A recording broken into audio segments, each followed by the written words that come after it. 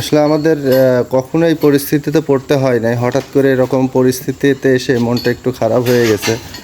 এই দেখুন, এই যে পাটাই যে এখানে ফুলে গেছে পুরোটাই। আসসালামু আলাইকুম, সস্তা এগ্রোর পক্ষ থেকে আপনাদেরকে স্বাগতম।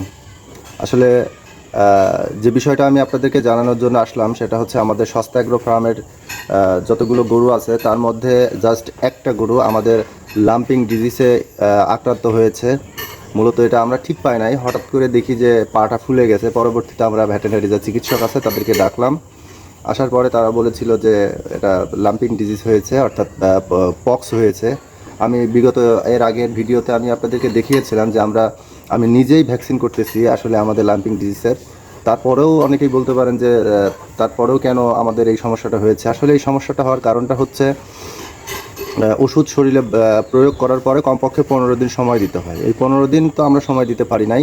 আসলে ভ্যাকসিনটা দেওয়ার পরেই প্রায় পরের দিন বা 2 দিন পরেই এটার প্রভাব দেখা দিয়েছে। তো যাই হোক, এটা চিকিৎসা আসলে আমাদের ডাক্তার বলেছে আসলে এটা ভয়ের কোনো কারণ নেই, টেনশনের কোনো কারণ নেই। তারা একটা ওষুধ লিখে দিয়ে গিয়েছে, বলছে এটা খাওয়াইলে পরে এটা রোগটা আর বেশি ছড়াবে না, যতটুকু আছে এতটুকুই থাকবে। আর আমাদের যে ব্যথার ইঞ্জেকশন দিয়ে গেছে, প্রচণ্ড ব্যথা, গরুটা হাঁটতে পারছে না। আমি আপনাদেরকে অবশ্যই দেখাবো। আর দ্বিতীয়ত হচ্ছে আমাদের যে গরুটা আছে এটা খুবই সুন্দর, মানে আমার পছন্দনীয় একটা গরু, সেই একটু অসুস্থ হয়ে গেছে। এই জন্য একটু নিজের কাছে খারাপ লাগতেছে। আসলে এরকম পরিস্থিতিতে কখনো পড়ি নাই।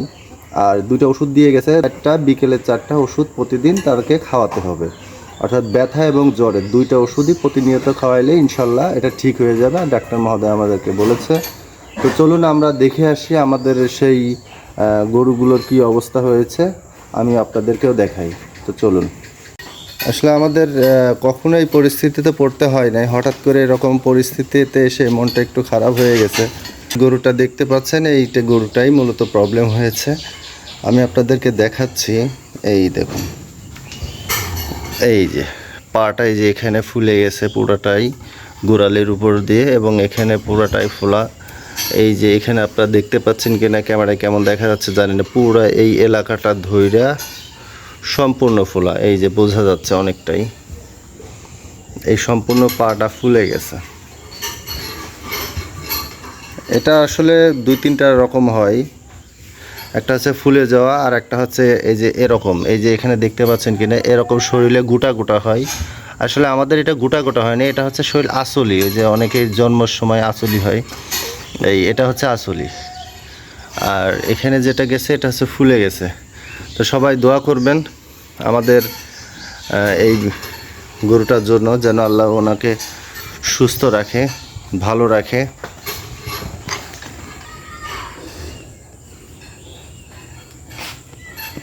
দেখা যাচ্ছে এখানে আসলে আমি ওনাকে এভাবে ধরেছি বিধায় আমাদের বাকি যে ইয়েগুলো আছে, গরুগুলো আছে, সবাই ওই পাশে আমাকে সিগন্যাল দিচ্ছে যে না, ওনাকে ধরা যাবে না। আসলে ওনারা এত মিল মহব্বত, একটাকে যদি আমরা বাড়ির বাহিরে বের করি বা খামারের বাহিরে বের করি, প্রত্যেকটা গরু লাফালাফি করে ওনারা বেরোনোর জন্য। তো যাই হোক, এদিকে ওনাদের প্রতি ওনাদের খুব ভালোবাসা আছে। তো সবাই দোয়া করবেন আমাদের এই গরুটার জন্য, যেন আল্লাহ ওনাকে অতি দ্রুত সুস্থ করে দেয়। সবাই আমাকে জন্য দোয়া করবেন। আমি যেহেতু নতুন আপনাদের যাত্রা শুরু করেছি, সেক্ষেত্রে আমার জন্য দোয়া করবেন যেন আল্লাহ আমাদেরকে এই ব্যবসা থেকে সফলতা বারাকা দান করে। সবাই ভালো থাকবেন, সুস্থ থাকবেন। আসসালামু আলাইকুম।